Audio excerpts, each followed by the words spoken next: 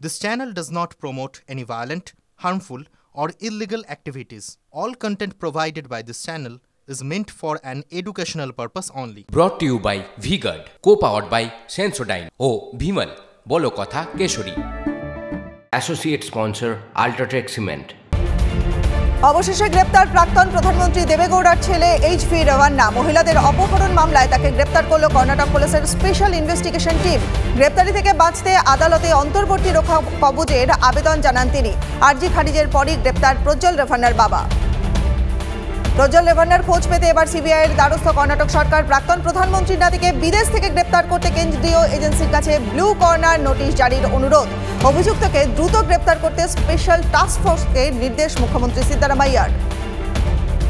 জল্পনার অবসান, বিজেপিতে যোগ অরবিন্দর সিং লাভলির। কিছুদিন আগে দিল্লির প্রদেশ কংগ্রেস সভাপতির পদ থেকে ইস্তফা দেন তিনি। সূত্রের খবর, পূর্ব দিল্লি থেকে বিজেপির টিকিটে লড়তে পারেন লাভলি। এদিনই বিজেপিতে এসেছেন রাজকুমার সিং, নসিব সিং, অমিত মালিক এবং নীরজ বসওয়া।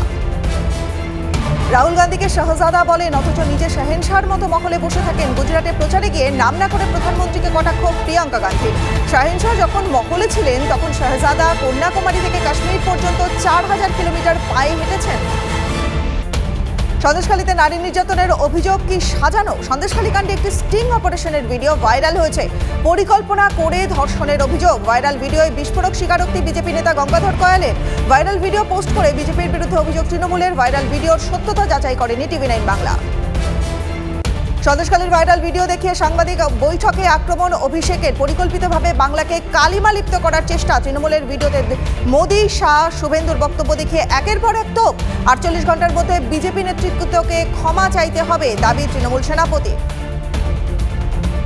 সন্দেশখালীর ঘটনা থেকে নজর ঘোরাতে তৃণমূল পরিকল্পনা মাফিক এসব করছে। মানুষকে বোকা বানানোর চেষ্টা। তদন্ত হোক, সব সামনে চলে আসবে। সিবিআই অধিকর্তাকে চিঠি দিয়েছেন বিজেপির মণ্ডল সভাপতি গঙ্গাধর কয়াল।